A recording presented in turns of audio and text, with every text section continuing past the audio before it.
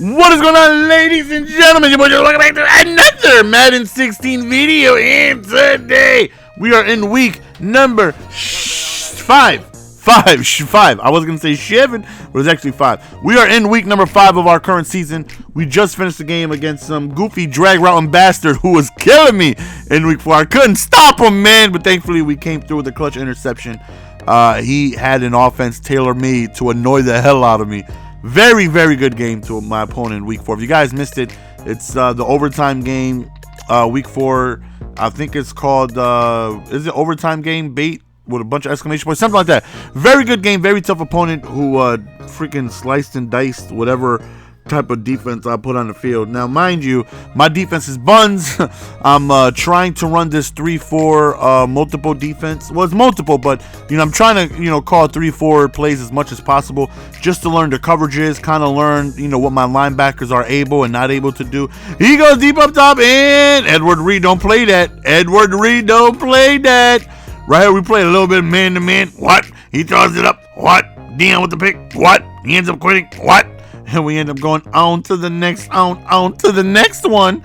And here we go. We go right into week number 6 and getting closer and closer to these packs, bro. We need 6 wins to go on ahead and get a pack. And he's got that McNabb. He's got that Reed. He's got that Queen. So he's got good players. Got one of the best quarterbacks in the game. I wasn't a fan of Ed Reed. No, Mulligan, Edward Reed. I'm sorry. No, I meant Andre. Ed Reed, listen, it's not what it sounds like. It's not what it sounds like. It was a mistake. I'm a goofy goober, man. I'm a goofy goober. I meant Andre. I wasn't really a big fan of him, but he puts in work, though. Good blocker, good route runner, good receiver. Hits us with a fullback dive. So, okay, we might be in for a game here. Fullback dives are definitely difficult to stop. Right there, hits us with a beautiful pass on the top left, and I'm like, okay. But very importantly, though, Pac-Man Jones did not give up on the play, and that's important because right here we stop him on the 1-yard line. 2nd and go, fullback dive, we run commit, and somehow Ndamukong Suh gets in the backfield. 3rd and go, incomplete pass. 4th and go, he's like, YOLO, I'm going for it. You can't stop me. I don't give a damn what defense you call. And Edward Reed is like, shit, boy, and he could go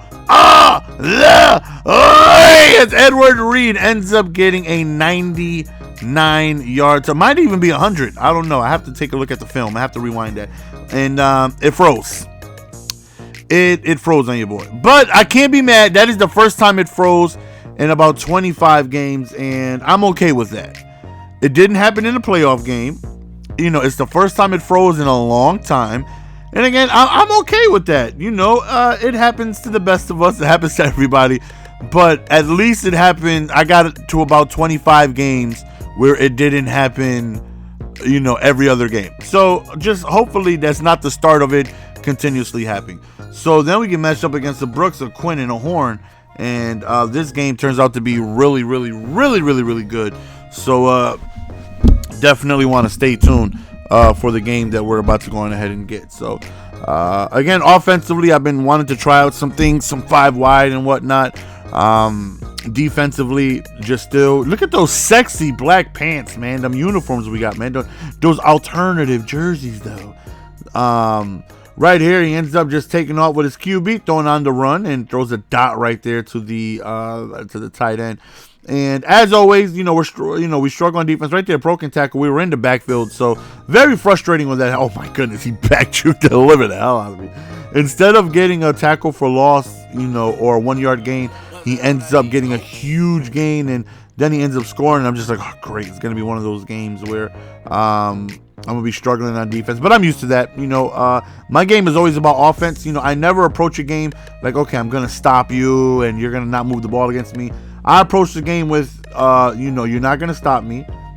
Eventually, you're gonna make one mistake, and I'm gonna capitalize on it. One thing that he did do is he made it very difficult for me to run the ball. I may not look like that now, but he made it very, very tough for me to run the ball. And my scheme is predicated around running the ball consistently, running the ball well, and, trying to keep my passing to a limitation. So he made a lot of adjustments that really, really, really made it difficult for me to run the ball. Again, it may not look like that now, but he definitely makes his adjustments, and you'll see throughout the game where he's just bottling me up from running the ball. He's very good at adjusting. He took a look at what it is I did that entire first drive and just tried his best to take it away and did a very good job of that. So here we go, back again on defense, man. He's rolling out a lot, throws a fadeaway, man. Unfortunately, we had nobody there. 3rd and 8, and he takes off, but he's got a receiver open. I try to play the receiver, and then he takes off. Try my best to maybe bait him. He did a good job not falling for that. 4th and inches, he goes for it, and he does a toss play. Very important. Remember that. Again, I say this often. I try my best to remember everything.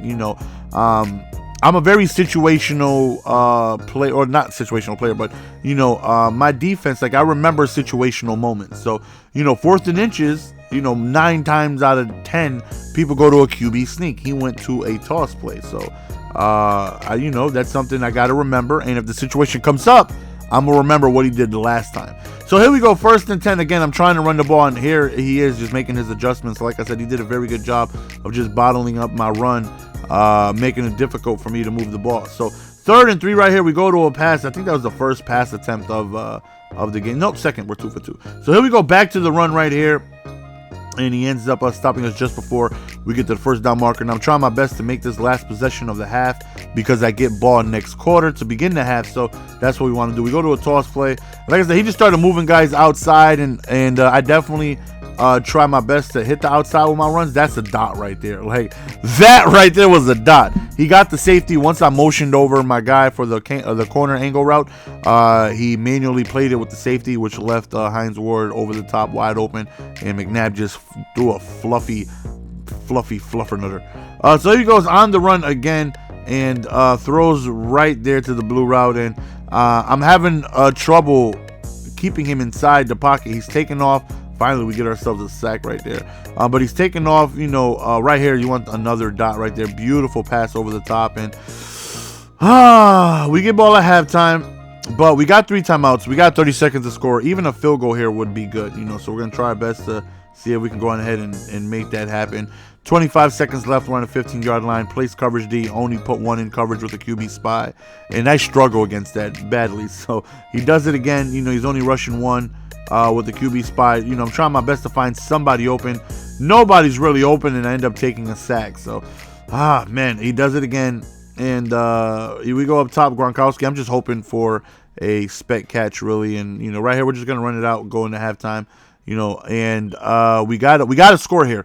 We have to score here. I can't put myself in I need to pass situations because, he may just come out in coverage D like that, and I struggle with it very badly. So, as I say that, I just go to a quick drag route, though, right? But we got to run. We got to run the ball well. I need to keep my play calling, what I want to call it. If it's 3rd and 13, I got to pass the ball. But if it's 3rd and 2, I can call whatever it is I want. I got to keep myself in those situations. So 3rd and 3 right here, we go to the left side. We pick up the 1st down, and we're getting closer to the end zone. We go back to the run, and we just run up the middle because, like I said, he's preparing for all my runs, doing a very good job of adjusting. But right here, some nice moves by Burry. Hit him with that little stutter step, and we get inside his territory. And right here we go to a little bit of Z spot, and that was completely my fault. I precisioned that wrong. I precisioned it up 12 o'clock instead of precisioning it to about 10 o'clock. So it's completely my fault. Can't blame nobody but me. Right read, he was open, just wrong precisioning. He takes off, we click on it, bow, it's a fumble. We killed him, and we end up recovering. Thankfully, he fumbled. He didn't slide. I don't know why, but right here we go up top. Gronkowski's wide open, but he's overthrown, man. And I was like, you got to be kidding me right there, man.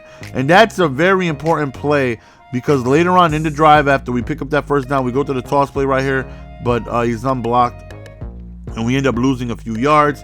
2nd and go, we go to the left side, double juke and inside, and we get stopped at about the 3-yard line. 4th quarter is now here. I get stopped at the 1-yard line right here. I go for a QB sneak, and I do not get it. So it's not looking good for us, man. That wide open throw that McNabb missed to Gronkowski is looking real big right now. 2nd and 9, he goes to the right side, picks up the 1st down, and I'm extremely frustrated. And whenever things don't go my way, I just get dumber by the second. Like when Gronkowski missed that, was unable to come down with that wide open touchdown, I got so upset, man. 4th and inches, same situation as last time. No, we're not falling for it this time.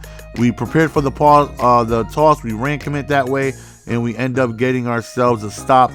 He was offside, so I figure, you know, that was a risky throw, but it's a free play. Let's go on ahead and try it. So our defense is back on the field, 21-21, and we need a stop. He takes off with a quarterback right here and gets himself a good gain, and Stafford is, you know, good. He's got that 78 speed, man, more than enough for you to take off and be deadly with it.